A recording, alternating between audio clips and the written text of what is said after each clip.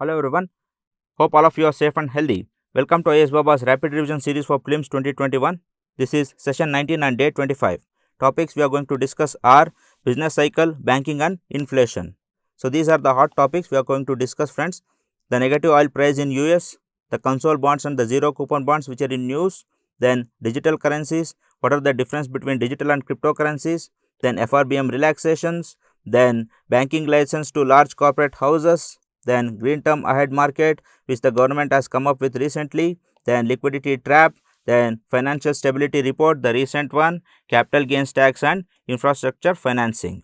We will begin with the first one, negative oil prices. So what is this? Recently, the prices of West Texas Intermediate, the best quality of crude oil in the world, fell to minus 40.32 a barrel in intraday trade in New York City.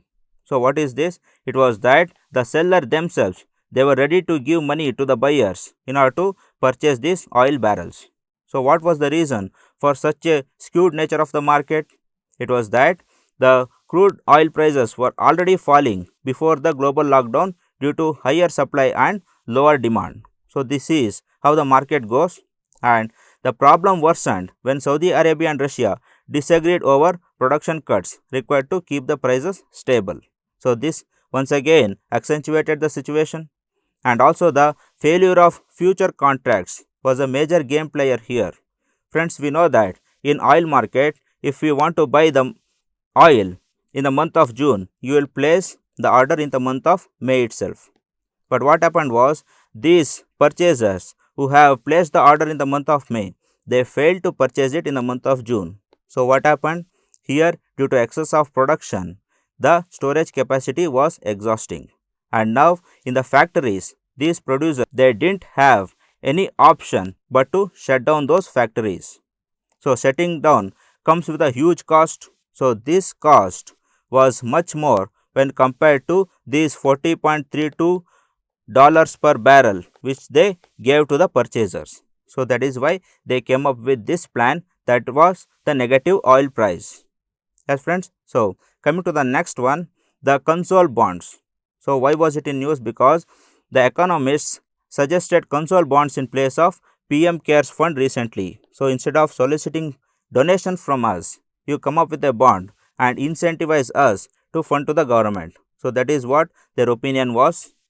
And now, what are console bonds? These are fixed income bonds without a maturity date and are also known as perpetual bonds. So these bonds, if you buy, they go on providing interest rates for you even if you die to your nominees. So there is no point of you having a mature date for that bond and you giving back the bond and taking the money.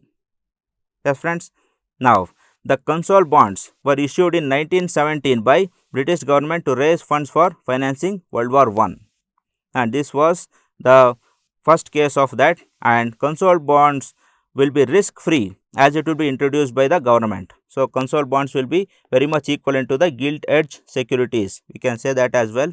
And one more key fact is that government will have a right to stop its issuance once the situation gets better. So once the situation normalizes, government need not issue console bonds anymore. And moreover, government can also consider a phased redemption of console bonds once the economy is back in the track. So once economy is back in the track, the government can buy back these bonds and give the money back to the citizens. So this perpetuity or this maturity date is all based on the discretion of the government. So it is not that perpetually there is an obligation on the part of government to pay interest again and again. It can also buy back the bonds and give back the money. Come to next topic, zero coupon bonds. It was in news because government issued zero coupon bonds to finance public sector banks. So now what are these zero coupon bonds? So these are also called as discount bonds or deep discount bonds, or is a bond with which face value is repaid at the time of maturity. That is, you buy the bond with the base value and you will get the face value when you sell it. Or in other words, if you purchase a site with 5 lakh rupees and if you sell the site in 10 lakh rupees, so you will get a 5 lakh rupee profit.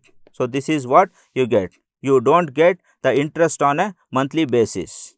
Yes friends, the site will not give you the interest. In the same way, zero coupon bonds will not give you any interests. And this works in an assumption that a positive time value of money will be present throughout. That is, the value of money will be increasing over time. So, what if the value of money decreases? What if the site value decreases from 5 lakh to 4 lakh? So, at that point of time, these zero coupon bonds will not yield any result, rather they incur losses. So, this is about zero coupon bonds, and as a matter of fact, first test of zero coupon bonds was issued to raise rupees 55,000 crores for Punjab and Sindh Bank by the government of India. And we move further. The next topic, digital currency. It was in news because Japan Bank launches 1-year test of digital currencies, and various conferences are being held over digital currencies even in the last year and even in this year. So, in this context, we try to learn the concept of the digital currencies and the difference between central bank digital currencies and the cryptocurrencies. Though the nature of them are same, but they are not entirely similar. So, what are the differences? The CBDCs or the central bank digital currencies are created by a central bank. So, central bank sets up a procedure. Maybe you can pay some amount and purchase them, or maybe you can follow some procedures, legal procedures, etc. So, these are the procedures to take a CBDC. But however, in the cryptocurrency there will be an algorithm. So, in this algorithm, here you will have to solve a puzzle and you will have to take the cryptocurrency, or you can also purchase the cryptocurrency in the open market. So, whether you set the algorithm or whether you set any procedure which is legal, it is left to the central banks. And then the CBDCs have less opportunity for tax evasion, as they are being controlled by the central banks. Any transaction in the CBDCs, the TDS will be cut then and therewith. Yes friends, and in the cryptocurrencies, huge opportunities for tax evasion is present. So, they are secretive, you can stash them anywhere. Then CBDCs are government controlled. So, whenever there is hike in the value of CBDCs, the central bank can come and it can perform some open market operations and it can reduce the volatility. But cryptocurrencies are highly volatile. Once if they hike the prices, then they are left to fend for themselves. And then coming to transparency, yes, CBDCs are transparent. The price values will be displayed on a day-to-day basis by the government bulletins, but however, cryptocurrencies are opaque in nature. Where they go, what are their values, these are kept secretive and unknown to many people. So, in this context, some of the nations, they have taken bold steps to come up with the CBDCs, the central bank digital currencies, and we will take a brush up of those nations who have come up with the idea. Firstly, Dubai has come up with EMCash, and Venezuela with the Petro, then Estonia with the Eastcoin, then Russia with the crypto ruble, Sweden with eCrona, Japan with Jcoin. So, we can get a match the following on this and we can get a conceptual question on this. We will be thorough and we will move on friends. Coming to the next topic, FRBM relaxations and the escape clauses. Friends, in the wake of slowing down market, government is contemplating for the escape clauses in the FRBM Act. So, we will take an opportunity and brush up the whole FRBM Act here.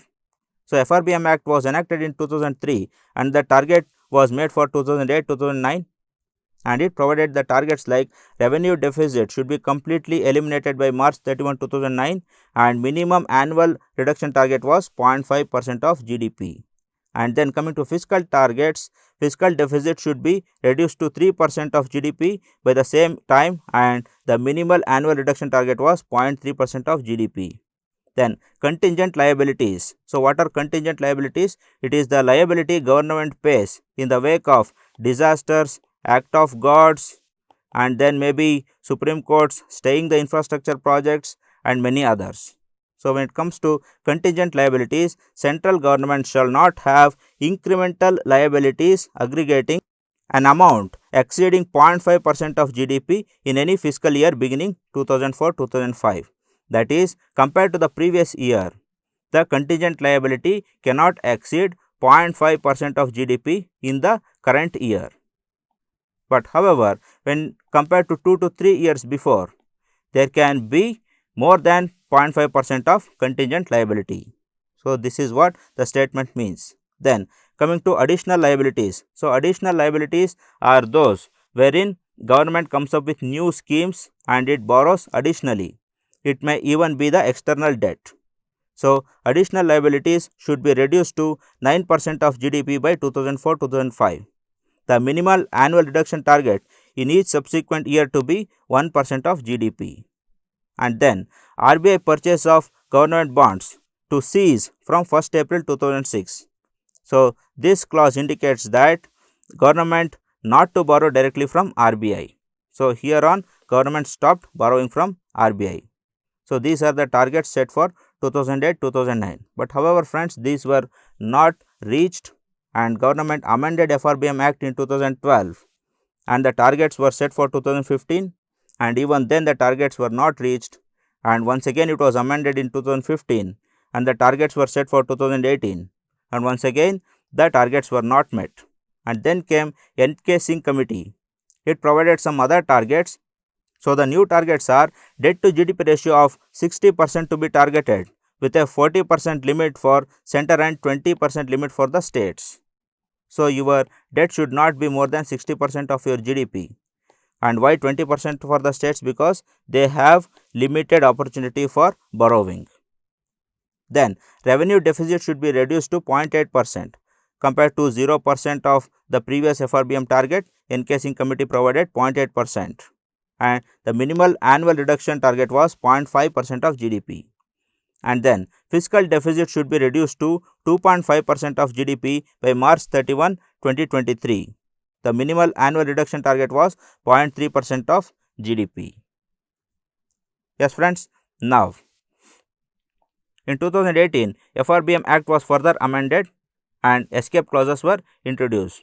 So, these clauses allow the government to relax the fiscal deficit target up to 50 basis points or 0.5 percentages. Yes friends, if the fiscal deficit target is 2.5%, you can go up to 3% if you are resorting to the escape clause.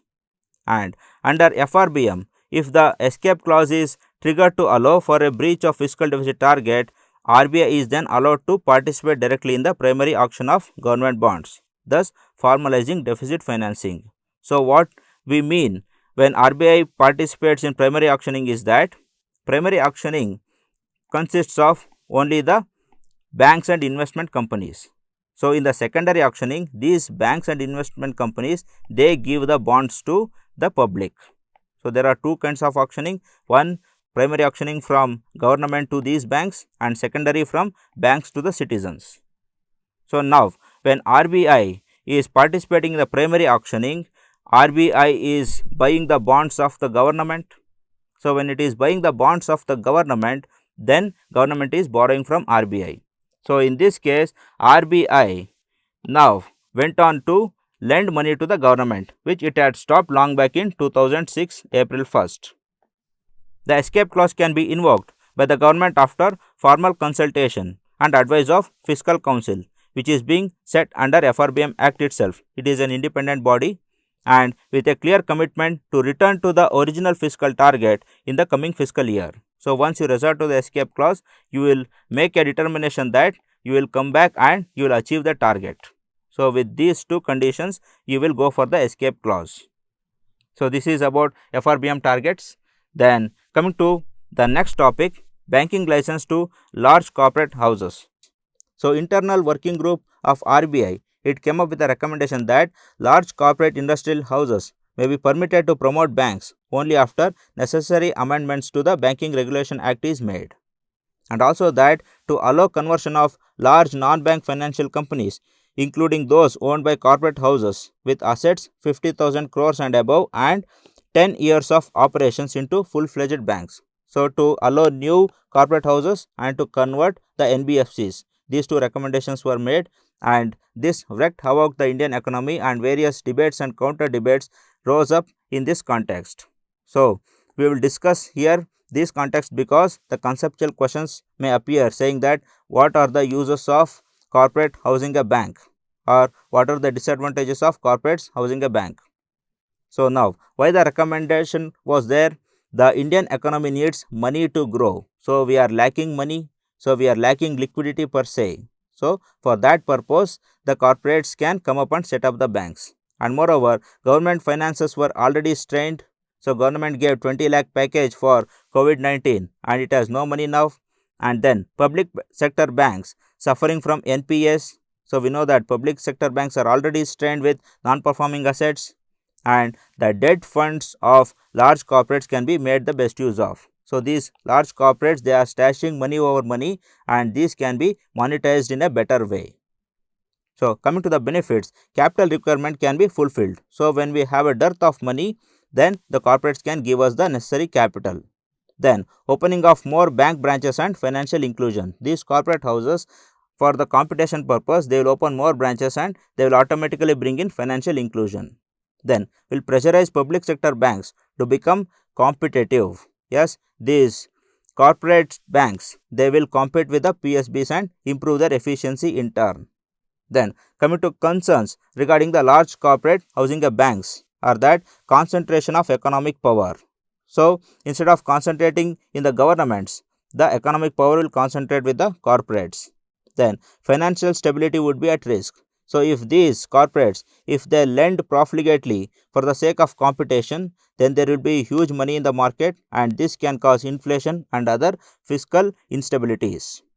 And then intergroup lending. So if these large corporates, if they are promoting a bank, there are more propensity that most of the loans provided by this bank will go to this corporate body alone, and also that diversion of funds may occur, that the funds that are kept for priority sector lending or the PSL can be diverted for any other purposes, or any other fund which are kept for any other purposes can be diverted easily by these corporate houses. And lastly, the propensity of corporate defaults spreading to financial sector is high. So when this corporate body which is promoting a bank, if this goes bankrupt, then there are chances of this spreading to this bank.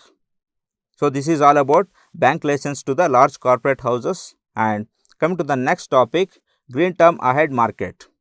So it was in news because Ministry of Power and Renewable Energy has launched Pan India Green Term Ahead Market in electricity.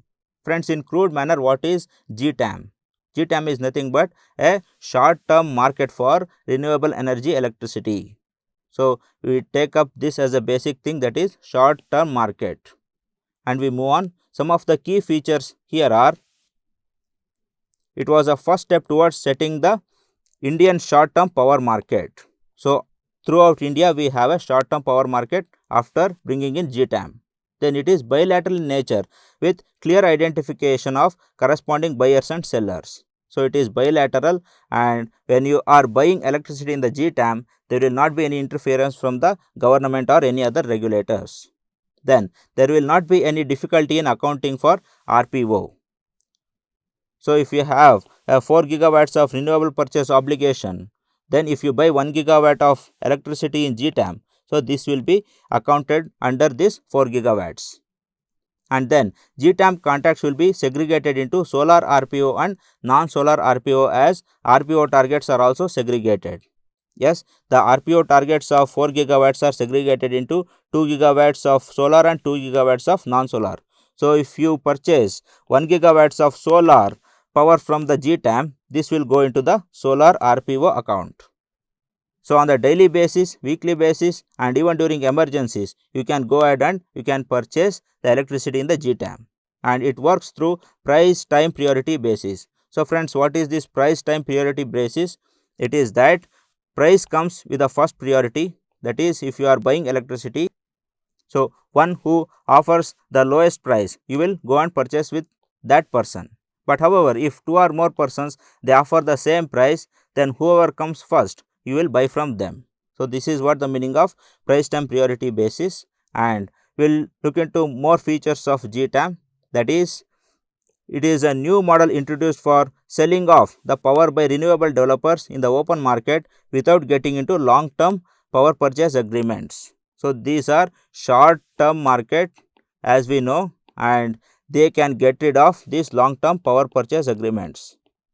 So you need not go for 2 to 3 years contract with any company. You can sell on a day-to-day basis. And then it incentivizes states to develop renewable energy capacity beyond their own RPO. So friends, every states in India, they have their own renewable purchase obligations. For example, a state like Gujarat, it has 60 gigawatts of RPO, and a state like Kerala, it has 30 gigawatts of RPO, but their potential is more than this RPO because they are the coastal districts and they can produce more wind and other renewable electricities. So when that happens, this GTAM will give an incentive to them to go ahead and produce more than their RPO capability. So they can produce some 80 to 90 gigawatts if they are assured that they will be having better market for that. And then benefits buyers through competitive prices and transparent and flexible procurement. So there will be protection for the consumers with transparency and flexibility. And it also benefits sellers by providing access to the pan-India market. So in total, we can say that GTAM benefits producers, buyers, states, governments and everyone. So this is all about GTM. Then come to next topic, liquidity trap. So some of the key points in the liquidity trap are: a liquidity trap is an economic situation where everyone hoards money instead of investing or spending it. So I don't want to spend it because in the outside market there is least profit for me, and it occurs when interest rates are zero or during a recession. So when no shares are giving me proper interests, when no bonds are providing proper yields, so why should I spend money? Then people are too afraid to spend, so they just hold on to the cash. So what happens in the liquidity trap is that interest rates will be too low and the demand for money will be infinite. So whatever money I have, I will keep it in my bank account. So maximum demand for money and minimum demand for goods or shares. So now, what are the signs of liquidity trap? Once again friends, questions can be asked as following are the signs of liquidity trap, or following can be the solutions of liquidity trap. So in that context, the content is being taken. So we will go ahead with the signs. So the signs of liquidity trap are low interest rates. As we discussed earlier, interest rates will be minimum. Then prices will be low, that is when no one is purchasing anything, the demand will be the least and price will be the least. And businesses don't spend the extra cash, that is even if they have profit, they would like to keep it in the bank account just like every individual does during a liquidity trap. And wage remains stagnant. So when the company is not investing, organizations will not grow and they cannot give more income to the workers as well. Lower interest rates do not translate to customers. So just like citizens, even the banks, they go conscious and they will start storing the funds for buffering to the future non-performing assets. So they know that in the liquidity trap, most of the people, they don't have business activities and there will be more propensity of them not repaying the loans. So in that context, these banks, they will get ready for buffering these NPAs. Then coming to solutions, rise in interest rates. So if RBI or any other central banks, if they come up and raise the interest rates, it can trigger a catalytic cause which gives a hope for the market to speculate further, and from then on the liquidity trap can be resolved and the market can grow. Second one, prices fall enough. If the prices are falling enough to such a satisfaction level that the costlier goods are available at the cheaper costs, public will go ahead and they will purchase them and they will improve the market. For example, if you get an Apple laptop with 20,000 rupees, then you will go ahead and purchase them. You will not worry whatever there is a liquidity trap or nothing of that. Then expansionary fiscal policy. If the government infuses more and more of funds to the banks, so these banks who are conscious, these banks who are buffering for NPS, they will get some incentives to lend, and by this the market can come out of liquidity trap.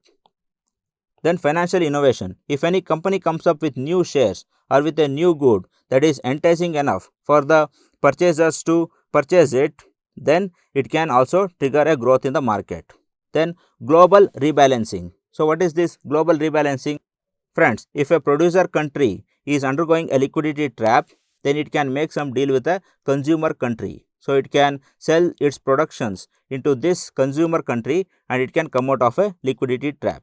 So these are some of the signs and solutions of liquidity trap. These are unique ones. So we will use it for the understanding and provide the best in our exam. Now coming to next topic, fiscal stability report. It was in news because recently Reserve Bank of India has released the 22nd issue of fiscal stability report. So this is a chance for factual brush up. We will brush up some of the targets here. So coming to the first one, the capital to risk weighted asset ratio of scheduled commercial banks improved to 15.8% in September 2020 from 14.7% in March 2020. So the CRAR is being increasing, or in other words, that capital which are risk free are increasing in the banks, or in other words, the banks are picking up the pace. Then the non-performing assets ratio of SCBs or the scheduled commercial banks declined to 7.5% from 8.4%. Once again, the non-performing assets are reducing and once again the banks are improving. Then provision coverage ratio of scheduled commercial banks improved to 72% from 66.2%. So friends, what is provision coverage ratio? It is that amount of money that the scheduled commercial banks or any other bank for that matter, they keep for buffering against the non-performing assets. So when the banks are increasing these buffer funds, it is once again akin that the banks are improving in their efficiency. But however, in the future estimates, RBI provides a grim picture that the gross non-performing asset ratio of private sector banks and foreign banks may increase from 4.6 and 2.5% to 7.9% and 5.4% respectively. So for the time being, the banks are improving, but there are grave times ahead. So this is what the estimate, and we will take a cue from this. And also that GNPA ratio of all scheduled commercial banks may increase to a whopping 13.5% by September 2021. Friends, we know that in July 2020 report, the fiscal stability report has predicted a 12.5% increase. But now in the new January report, it has predicted that the NPA is going to rise to 13.5%. So in other words, the NPA is going to increase day by day and the banks are worsening day by day. Now, the fiscal stability report also provides some facts. So this is one statistics which it provides. It states that the state of banks in April 2020 and October 2020 are different. That is, in April 2020, the number of banks that have the propensity to deteriorate considerably has increased day by day. Yes, friends. However, in October, the number of banks that have the propensity to deteriorate considerably is being reducing. So in other words, the report or the graph once again says that the banks are being improving as of now. But however, the other estimates say that there is a very grim picture ahead. And it comes up with one more piece of data which says that the major impediments to a robust economic recovery post COVID-19 are as follows, and these are also ranked from 1 to 8. We will take a look into it. That is, first one is the lack of robust private sector investment. So this is the first hindrance, and second is declining consumer confidence. Due to lack of job, lack of demand, confidence is reducing. Then supply chain disruptions, transport sector is going for a halt because of lockdown. Then financial impact on operations and our liquidity and capital. So the financial sector is impacting gravely on liquidity and capital. So our share markets have gone down and our assets are not yielding good results. Then workforce reduction, so employees have lost jobs. Then lack of information for decision making, we lack proper database to predict the future of COVID-19. Then impact on tax and trade issues. So COVID-19 has hugely impacted our tax income. Then lower productivity, our production has decreased. So from rank 1 to rank 8, it has categorized. So our duty is to remember all these to some extent so that we will decipher them in the prelims exam hall. Then come to next one, capital gains tax. Friends, it was in news because the Finance Bill 2021 proposed an amendment to the regulations relating to capital gains tax. So what were the changes? So changes are that The amendment imposes capital gains tax on any asset or shares received by a partner of a company when he or she retires. So, when someone retires from being a partner of a company, so he has to pay the capital gains tax on the amount he gets it. Something like the gratuity for the laborers, or something like the arrears what the government employees they get after retirement. Then, where a partner receives any money or other asset at the time of dissolution or reconstruction or reconstitution of the firm, the profit or gains that arise shall be chargeable under the capital gains. So, dissolution and reconstitution are also amenable for capital gains tax. Then further, tax will be levied on notional gain, that is the gain realized from the difference between fair market value and the actual cost in the case of asset transfer. So, you have brought a site for 5 lakh, you have constructed a building worth 10 lakh there, and you will sell the building for maybe 25 lakh. Yes, this additional 10 lakh, this notional gain will be amenable to the capital gains tax. So, these are some of the amendments that are being made. So, these are mainly intended to increase the capital gains tax revenue for the government.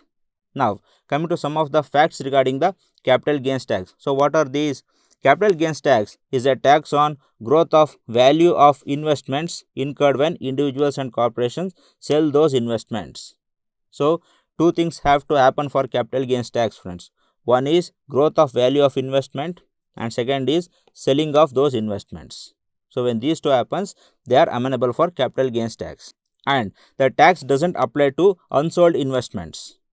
So, we know that something which is not sold is not amenable for capital gains tax, and that is why stocks, shares that appreciate every year will not incur capital gains tax until they are sold. So, that periodic yield you get, the periodic dividend you get, these are not amenable to capital gains tax. Then, capital gains tax are not applicable to an inherited property because there is no sale that takes place. There is only the change of ownership. Then, sale of any capital asset before holding it for 24 months, then you will be amenable to the short term capital gains tax. And if you sell it after holding it for 24 months, you will be amenable to long term capital gains tax, and the percentage levy for both are different. So, this is a snapshot regarding the capital gains tax. Come to the next topic, infrastructure financing, or the National Bank for Financing Infrastructure Development. So, it was in news because Parliament passed the National Bank for Financing Infrastructure and Development Bill 2021, and the bill seeks to set up the NABFID, a development financial institution. We will take this as an important point to support the development of long-term non-recourse infrastructure financing. Yes, friends, what is non-recourse infrastructure financing? It is that financing wherein the finance company will take back the money once you start gaining the profit. So, until you gain the profit, you will be left untouched. So, this is the meaning of non-recourse infrastructure financing. And the bill also empowers RBI to provide licenses to other development financial institutes. So, not only setting up NABFID, RBI can give license to other development financial institutes as well. Now, taking a snapshot regarding the NABFID. So, government may offer up to 74% stake to domestic or foreign institutions over time. So, currently government holds 100% of stakeholding. So, later it can reduce its stakeholding to 26% and it can devolve the remaining 74%. Then, sovereign wealth funds and multilateral lenders may be invited to invest. So, they will attract sovereign wealth funds and multilateral lenders. We will discuss who are those lenders in the upcoming slide. Then, IIFCL, Indian Infrastructure Finance Corporate Limited, to be merged with NABFID. So, IIFCL has paid up capital of 10,000 crores and sanctioned loans of around 1.5 lakh crores. So, when this is merged, then NABFID will get some amount of capital. Then, New Development Financial Institute or the NABFID will aim to have a lending portfolio of at least 5 lakh crore in 3 years.